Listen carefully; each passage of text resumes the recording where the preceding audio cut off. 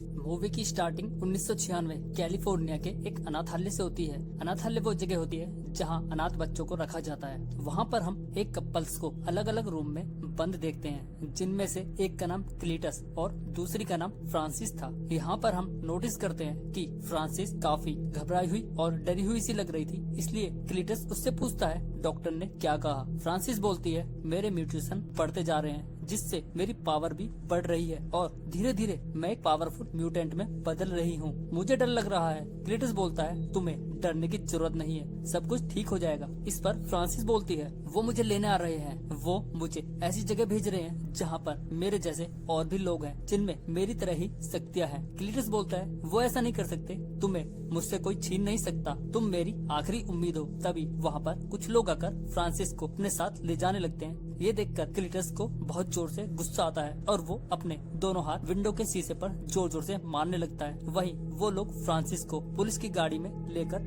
जाने लगते हैं। वो उसे एक सीक्रेट लोकेशन पर ले जाने लगते हैं। रास्ते में फ्रांसिस अपनी सुपरसोनिक साउंड की मदद से वहाँ से भागने की कोशिश करती है। वो जोर से चिल्लाने लगती है, जिस वजह से पुलिस ऑफिसर के कान के पर्दे फट जाते हैं और पुलिस वैन भी पलट जाती है। फ्रांसिस और पुलिस ऑफिसर के बीच हाथापाई में पुलिस ऑफिसर से गोली चल जाती है, जो सीधा फ्रांसिस की आंख में जाकर लगती है और वो वैन से नीचे गिर जाती है, लेकिन वो बच जाती है। फ्रांसिस को उस सीक्रेट लोकेशन पर भेज दिया जाता है। वहाँ पर डॉक्टर उस पर नए नए रिसर्च करती है। तभी हम देखते हैं एक वार्ड बॉय आकर फ्रांसिस को एक न्यूज़पेपर देके जाता है, जिसमें न्यूज छपी थी कि क्या क्लीटस को मौत की सजा दे देनी चाहिए। यहाँ पर हमें पता चलता है कि क्लीटस एक सीरियल किलर था, जिस वजह से उसकी डेथ सेंटेंस रुकी हुई थी। हैरानी की बात ये थी कि ये न्यूज एडी ब्रॉक ने लिखी थी। डॉक्टर भी बोली पड़ती है कि क्लीटस जैसे लोगों को तो मौत की सजा होनी ही चाहिए। नेक्स्ट सीन में हम एडी को एक डिटेक्टिव के साथ बात करते हुए देखते हैं। एडी बोलता है मैं क्लीटस से कोई भी वास्ता रखना नहीं चाहता। डिटेक्टिव बोलता है वो केवल तुमसे ही मिलना चाहता है, उसने तुम्हें पहले भी मौका दिया था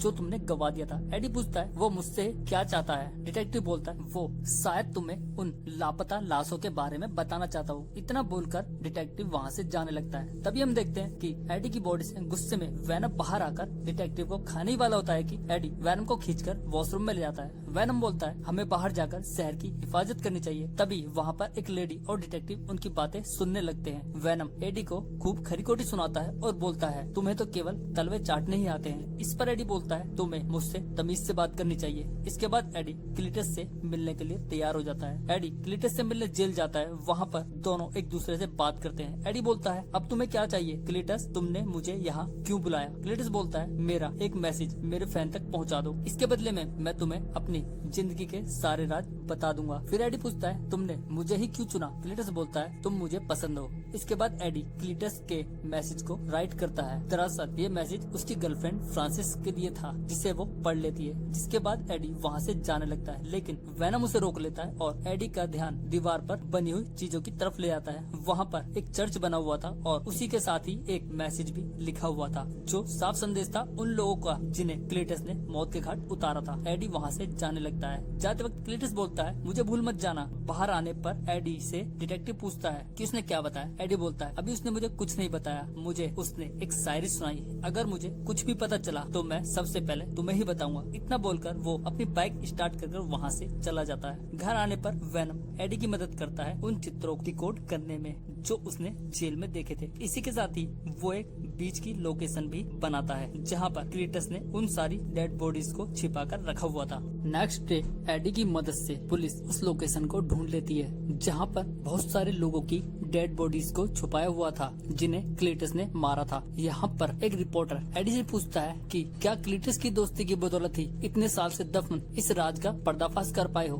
क्योंकि केवल आप ही हो जिससे उसने बात की है। एडी बोलता है मुझे नहीं पता, वो एक सीरियल किलर है। यहाँ पर डिटेक्टिव भी काफी गुस्से में आ जाता है, क्योंकि एडी ने सारी बातें और इन्फॉर्मेशन डिटेक्टिव से छिपाई थी और इन्हीं सबूतों की वजह से क्लीटस को मौत की सजा भी हुई थी। वहीं जब इस न्यूज के बारे में फ्रांसिस को पता चलता है तो वो भी काफी दुखी हो जाती है और क्लीटस भी काफी गुस्से में आ जाता है। उसे लग रहा था एडी ने भी उसके साथ धोखा किया है। इस न्यूज के छपने की वजह से एडी बहुत ज्यादा फेमस हो जाता है। वैनम एडी से बोलता है हम रोज बुरे लोगों को पकड़वाएंगे। जाएंगे और केस सोल्व करेंगे। एडी बोलता है शायद हमने दुनिया बचा ली है, काम खत्म। वेनम बोलता है तुमने ही बोला था मैं बुरे लोगों को खा सकता हूँ, आखिरकार कब तक मैं इन मुर्गियों और चॉकलेट पर जिंदा रह सकता हूँ। एडी बोलता है FBI अब भी उन मामलों की छानबीन कर रही है जिनमें हम शामिल थे। अगर तुमने किसी और को भी खाया या मारा तो वो हमारी सीधा गर्दन पकड़ लेंगे और हमें जेल में डाल देंगे। यहाँ पर दोनों के बीच बहस होने लगती है और वो एडी को बुरा भला कहने लगता है। इस पर एडी वेनम से बोलता है मेरी बॉडी में रहना है तो रिस्पेक्ट से रहना होगा। नेक्स्ट सीन में एडी मिस चैन से मिलने जाता है और वहाँ से वेनम सीधा पोएट्री फार्म जाता है और बहुत सी मुर्गियों को भी खा जाता है। इसके बाद वेनम वहाँ से जाने लगता है। तभी वो देखता है कि एक क्रिमिनल एक लेडी से उसके पैसे और पर्स छीन रहा है।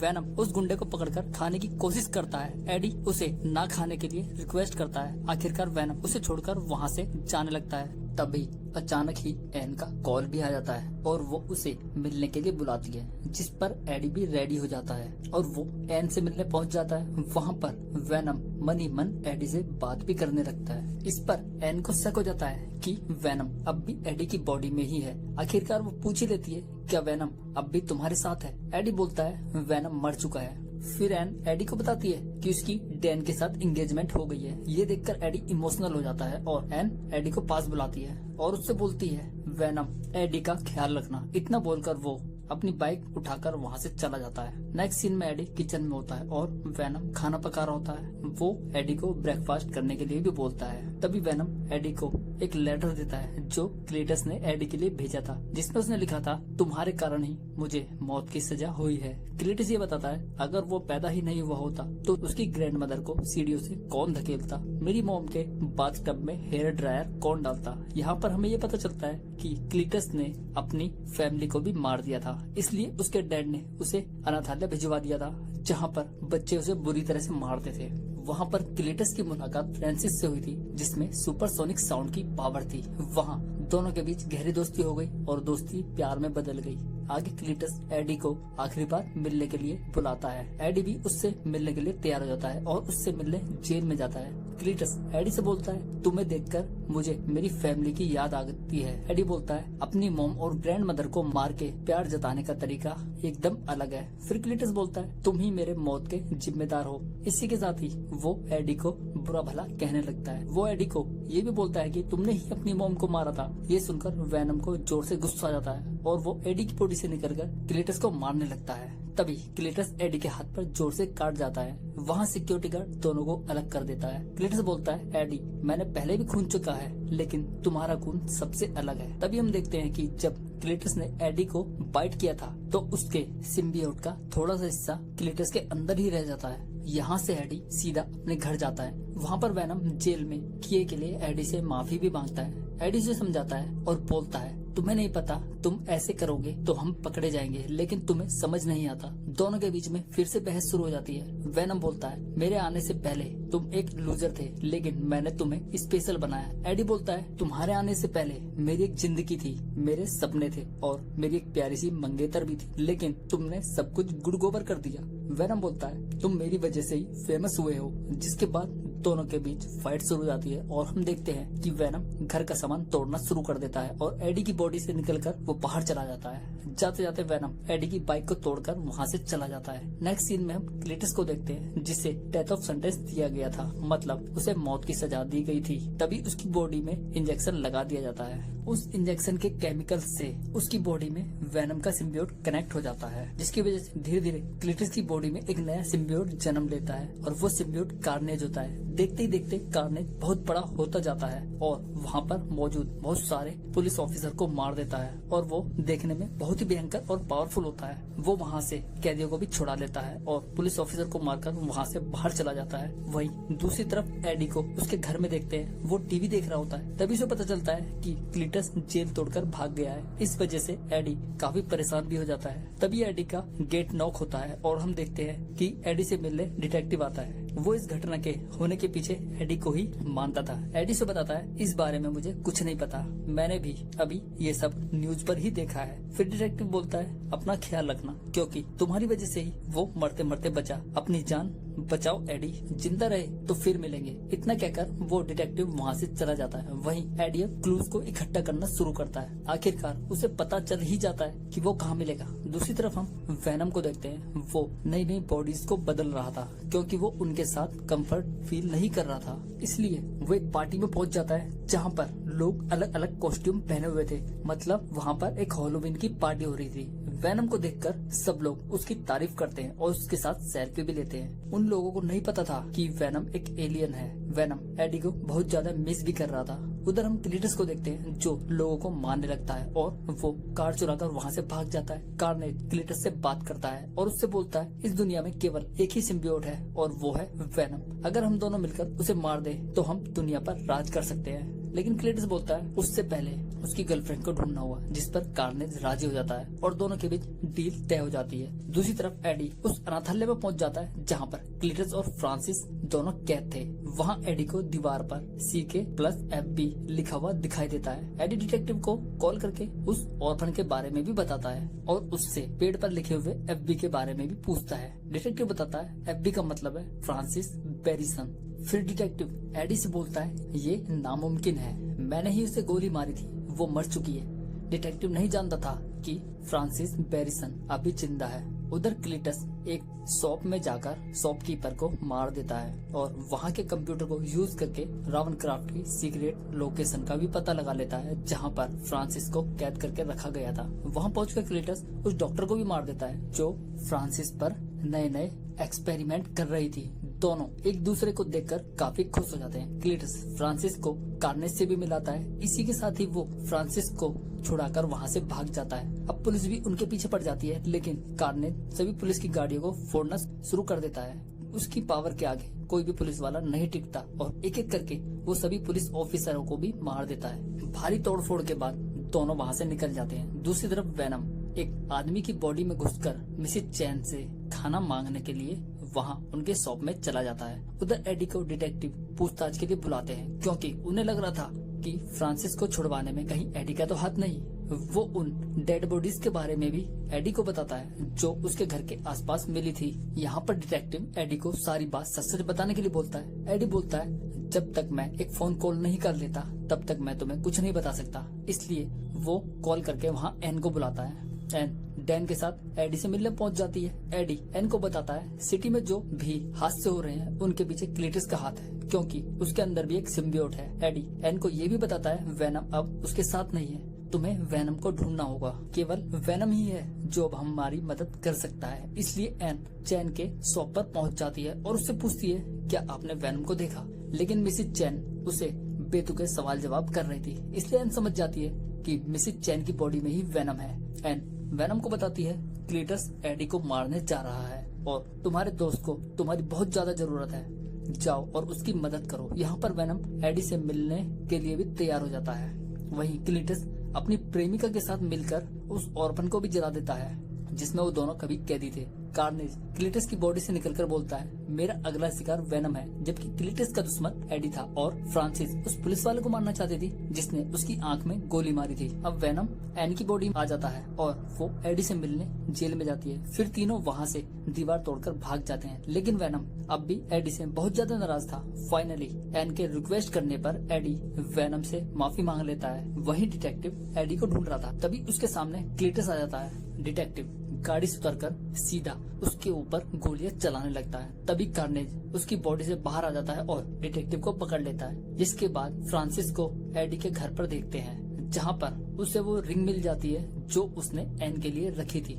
वहाँ पर उसे एन की पिक्चर भी मिलती है, जिसके बाद वो एन को पकड़कर अपने साथ ले जाती है जहाँ पर वो दोनों शादी करने वाले थे। वहाँ पर हम डिटेक्टिव को भी देखते हैं जिसे क्लीटस पकड़कर अपने साथ लाया था। क्लीटस और फ्रांसिस दोनों शादी कर रहे होते हैं, तभी वहाँ पर वेनम भी पहुँच जाता है। वेनम को देखकर क्लीटस की बॉडी से कार्नेज भी बाहर आ जाता है। ये देखकर वेनम बुरी तरह से डर जाता है और एडी की बॉडी में वापस से घुस जाता है। एडी से पूछता है अब तुम्हें क्या हुआ। वेनम बोलता है वो लाल वाला है, उसमें मुझसे ज्यादा शक्ति है, वो मेरी लाल कर देगा, चल यहाँ से निकलते हैं। इसके बाद एडी वेनम से बोलता है तुझे खुली छूट है, तुझे जिसे खाना है उसे खा, मैं तुझे नहीं रोकूंगा। इतना सुनने के बाद तो वेनम फुल पावर में आ जाता है और तुरंत एडी की बॉडी से बाहर आ जाता है। यहाँ पर दोनों के बीच एक जबरदस्त फाइट देखने को मिलती है। दोनों एक दूसरे को उठा कर पटकते हैं, लेकिन कार्नेज ज्यादा पावरफुल होने की वजह से वेनम पर कहीं न कहीं भारी पड़ रहा था। दूसरी तरफ फ्रांसिस डिटेक्टिव को पकड़कर मारने लगती है और उसकी आंख भी फोड़ देती है, क्योंकि उसी ने ही फ्रांसिस की आंख में गोली मारी थी। दूसरी तरफ डैन कार्नेज के ऊपर तेल छिड़क कर उसमें आग लगा देता है, जिससे वो जोर जोर से चिल्लाने लगता है। कार्नेज डैन को पकड़ लेता है और उसे खाने वाला होता है कि वेनम उस पर हमला करके उसे रोक देता है। वहाँ चर्च में एक बहुत बड़ा घंटा भी होता है, जिसके बजने की वजह से उन दोनों के सिम्बियोट बाहर आ जाते हैं और फिर कुछ देर बाद उनकी बॉडी में वापस चले जाते हैं। वही कार्नेज एडी से बोलता है, अब तुम उसे मरते हुए देखोगे। तभी कार्नेज एन को पकड़कर ऊपर बिल्डिंग के टॉप पर जाने लगता है, लेकिन वेनम की बॉडी पर तब तक काफी पत्थर गिर चुके थे और वो उनके नीचे दब जाता है। डैन वेनम से बोलता है, एन को बचाओ। वेनम बोलता है, एडी अफसोस। वेनम बोलता है, हम उसे हरा नहीं सकते। दूसरी तरफ कार्नेज फ्रांसिस को पकड़ लेता है। वो कहती है, तुम्हें उसे रोकना होगा। कार्नेज बोलता है, बहुत बकबक करती हो। इसी के साथ ही वो फ्रांसिस को मुंह को बंद कर देता है और वो बेहोश होकर नीचे गिर जाती है। क्लीटस कार्नेज को अपने आप से अलग करने की भी कोशिश करता है, लेकिन उसे अपने से अलग नहीं कर पाता, क्योंकि उसने कार्नेज के ऊपर कंट्रोल भी खो दिया था। इस वजह से वो कार्नेज को अपने से अलग नहीं कर पा रहा था। वहीं एडी वेनम को पत्थर के नीचे से निकालते हुए उसे समझाता है कि देखो वो दोनों कैसे लड़ रहे हैं, वो दोनों एक दूसरे के लिए नहीं बने। वेनम बोलता है, लेकिन हम एक दूसरे के लिए बने हैं। इतना बोलते ही वेनम अपनी पावर से उस पत्थर को हटा देता है जिसके नीचे वो दबा हुआ था, लेकिन वेनम अब पहले से ज्यादा कमजोर हो गया था। कार्नेज एन को पकड़कर बहुत ऊंची बिल्डिंग तक ले जाता है। वहीं वेनम भी उसके पीछे पीछे ऊपर तक पहुंच जाता है और रोड से सीधा उसके सर पर हमला करके उसे नीचे गिरा देता है, जिसकी वजह से एन भी उसके हाथों से छूटकर नीचे गिरने लगती है। लेकिन एन टाइम पर वेनम उसे पकड़ ही लेता है। तभी कार्नेज भी वहां पहुंच जाता है और उसके ऊपर हमला कर देता है, लेकिन वेनम एन को सेफली बचा ही लेता है। तब तक फ्रांसिस भी जाग जाती है, लेकिन वेनम उसे जोर से धक्का दे देता है। नीचे गिरते हुए वो अपनी सोनिक साउंड पावर का यूज करती है, जिसकी वजह से वहाँ तबाही मच जाती है और दोनों की बॉडी से उनके सिम्बियोट अलग हो जाते हैं और फ्रांसिस भी उस घंटे के नीचे दबकर मारी जाती है। वेनम एक बार फिर से सभी को बचा लेता है और क्लीटस की बॉडी से कार्नेज बिल्कुल अलग हो जाता है, लेकिन कार्नेज फिर से क्लीटस की बॉडी से जुड़ने की कोशिश करता है। तभी वेनम आकर उसे खा लेता है। इसके तुरंत बाद वेनम क्लीटस की गर्दन को भी खाकर उसे मार देता है। तब तक वहाँ पुलिस भी पहुंच जाती है और सब लोग वहाँ से निकल जाते हैं। वहीं डिटेक्टिव इस हादसे में बच जाता है। यहाँ से सीन शिफ्ट होता है। वेनम और एडी को उनके रूम में बातें करते हुए देखते हैं। वेनम एडी से बोलता है, हम सब का एक बीता हुआ कल होता है। एडी बोलता है, तुम मुझसे कुछ छुपा तो नहीं रहे। तभी वहाँ पर सब कुछ हिलने लगता है। एडी सोचता है कि ये सब वेनम ने किया है, लेकिन वेनम उससे बोलता है, ये सब मैंने नहीं किया। तभी वो टीवी पर स्पाइडरमैन को देखते हैं, मतलब वेनम भी स्पाइडरमैन यूनिवर्स का हिस्सा बन गया है। इसी के साथ यह मूवी खत्म हो जाती है।